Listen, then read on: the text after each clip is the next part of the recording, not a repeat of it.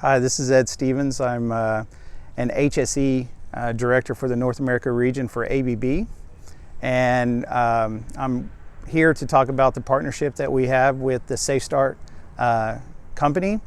And SafeStart and ABB really started working close together about 6 years ago, and we started taking a look at how can we take our safety program to the next level, and also in that same mindset is how do we drive cultural change. And some of the things that we learned about changing our culture is that in order to drive cultural change, what you do has to be different. It has to look different, it has to taste different, it has to feel different. And when we started to really explore what SafeStart brought to the table, their program brings that different feel to the business. It doesn't change anything that you do currently with the safety world. You know, your policies, your procedures, your work instructions, your training, your auditing, all of that stays the same. But in order to drive a change, you have to change something. And the ABB and the partnership with SafeStart kind of brings that change together. SafeStart to us is kind of a turnkey program. We don't have to develop new training materials. We don't have to shoot video. We don't really have to even train the trainers. SafeStart takes care of all that for us. So in a market where your employees or your managers and your supervisors are heavily tasked and they don't have a lot of time to work on new projects, SafeStart kind of takes care of that for us. SafeStart has really helps us create a foundation to really teach the employees how to self-trigger, and self-triggering is really where the magic happens. And if you think about the self-triggering piece, to get your employee into a leading organization to where we're starting to be proactive, self-triggering is where that happens. And we work with SafeStart, and SafeStart works with us to really try to help the employee learn how to self-trigger. And what we do with that information matters moving forward. So the state to error concepts with SafeStart is rushing, frustration, fatigue, and complacency. And as the employee learns how to self-trigger on those states, then we take that information and we will link those back to our policies and our procedures, and we'll look for those gaps, and then we'll start to correct those gaps. And by doing that, we're able to repair barriers in our systems that are deteriorating. We're able to improve our policies and our processes, and by doing that, it starts to help us drive business performance. We see improvements in quality, productivity, and on-time delivery. And most importantly, as we start to really develop this framework around self-triggering and utilizing the employees to develop these learning teams, and we're starting to see a great effect in the way our businesses perform around just everyday operations. Now, the journey that we have with SafeStart, some sites are looking at it to really help reduce incident rates. Other sites have low incident rates, so we're looking at SafeStart at those sites to how do we take the culture that they have today and really improve it and make that culture better. And SafeStart's been a great program to help us develop and lay that foundation to build off of those building blocks. So let's talk about implementing SafeStart at our sites. The program really starts out with identifying our safety champions, or our SafeStart champions that we like to call them. And these are going to be our train the trainers, and we'll send them off to a SafeStart workshop. And at that workshop, they really start to learn about the SafeStart concepts and everything involved in how do you actually deploy a SafeStart program within your organization. I like to refer to it as church camp, because our SafeStart practitioners, when they come back from the workshop, they're pretty psyched. They're ready to tackle any task at hand to drive this cultural change. So they're pumped up, so that helps us get the business pumped up. Another piece of SafeStart that I think is very powerful is they have this communication kit. And in the communication kit are banners, posters, there's props that you set on the tables, and so it gives you that opportunity to really blast SafeStart in front of the organization. And if you do a really good job at marketing the SafeStart in the beginning, it starts to get the employees intrigued about, hey, what is SafeStart about? When is it coming? When are we going to roll that out? And also after your SafeStart team comes back from the Train the Trainer workshop, they're the ones that start to filter these questions and start these early dialogue around SafeStart and what we expect it to do for the business moving forward. The next phase of that is actually to start training on SafeStart concepts. And we start out with doing a training workshop around units 1 and 2, your state to errors. And this is an opportunity to really allow the employees to explore what SafeStart's about and how it's going to change the business that we are currently have, and how are we going to use that to drive cultural change. As you get through units 1 through 5, then we use the SafeStart cards to start to collect information, and the employees can relate to these cards really well. And also what's really powerful about SafeStart is now we're starting to really engage the employee on taking these SafeStart concepts home to their families, their friends, their community, their church. And now we're learning that SafeStarts actually can help us in the sporting event. So we encourage our employees that if they have children that play sports, to start practicing these concepts with them. And it's really becomes very powerful. We all have frustrations in our lives. We all have things that we can relate to around rushing and fatigue. And we want the employees to really hone in on when this is happening at work. So when an employee is doing a job and they're doing work and they find themselves becoming frustrated, or they find themselves becoming tired or fatigued, they can self-trigger on that. And then we want to know what's causing that. So they will ask them to pull out their SafeStart card, fill out the information, and then we're going to collect that information, and we're going to start documenting and looking at the trends and putting learning teams together to actually resolve these issues that are causing the employees to become rushing or frustrated or tired or even complacency. And the great thing about complacency is that the employee can't self-trigger on complacency, but the employee around them can self-trigger on complacency for you. So it really starts to help improve the communication dialogue between employee to employee, employee to supervisor, and supervisor to manager.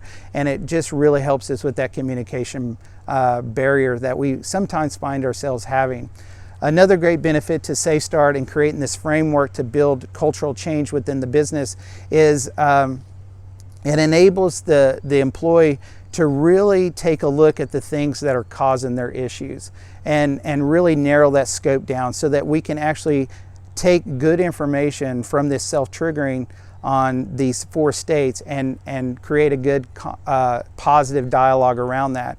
And once you get the employees involved, you start to find out that it's not the supervisors and the managers that are resolving these issues.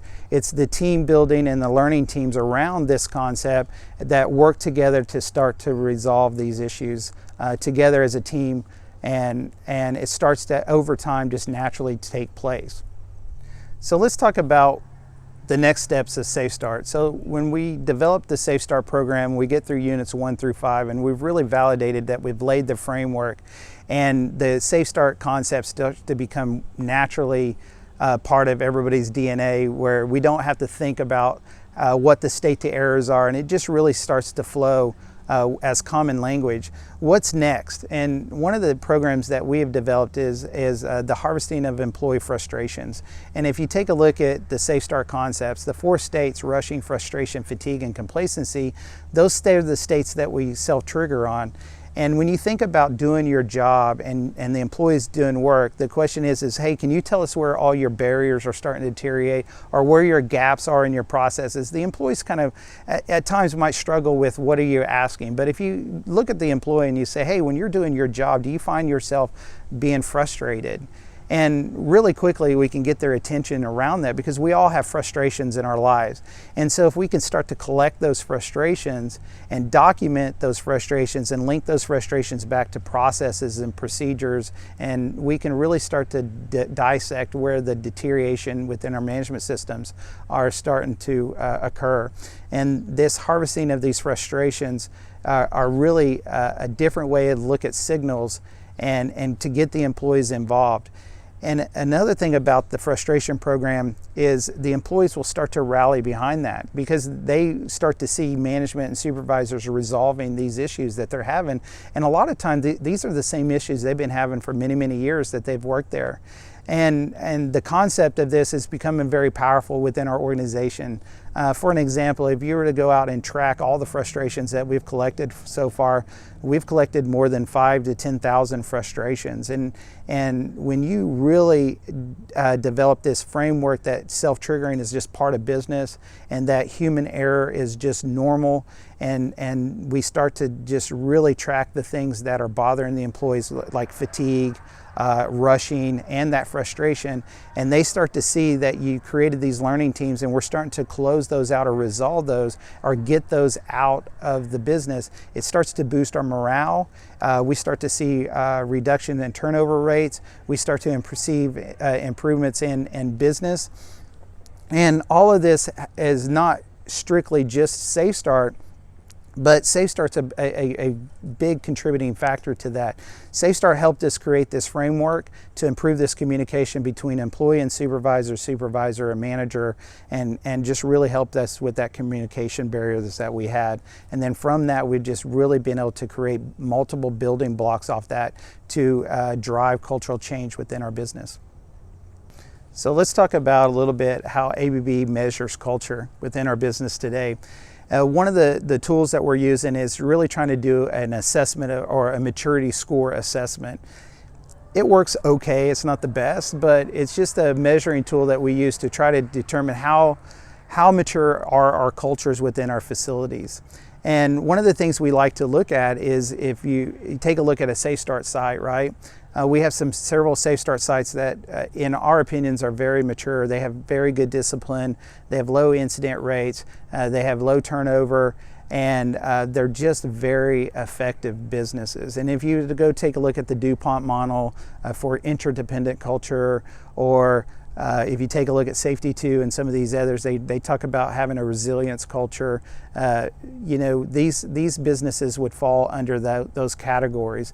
And one of the things that we use to measure that is, you know, what is the frustration rate there? You know, are they getting those frustrations resolved? Do they have a good solid framework in place so that they can create that communication, eliminate those communication barriers? Do they have a just culture where they've taken the blame and shame game out of it, and they're really looking at the employees to be problem solvers, and they recognize that the employees are not our issues, they're actually the ones that provide the solutions to our business. And when we can bring all those things together, along with SafeStart and the implementation, the framework, the communication, the harvesting of the frustrations, with all those little metrics, we can determine the maturity of that culture. And we're finding out that our highly matured cultures are our high performing cultures. So when our SafeStart sites that have fully deployed SafeStart, typically we spend the first year really building that framework around self-triggering. That's really where the magic is, to teach the employee how to self-trigger and then what to do with that information when they self-trigger. Self-triggering, in my opinion, is the last line of defense, just like your PPE. When the barriers start to deteriorate and an event occurs, the last line of defense that an employee has is the PPE that they're wearing and that self-triggering opportunity.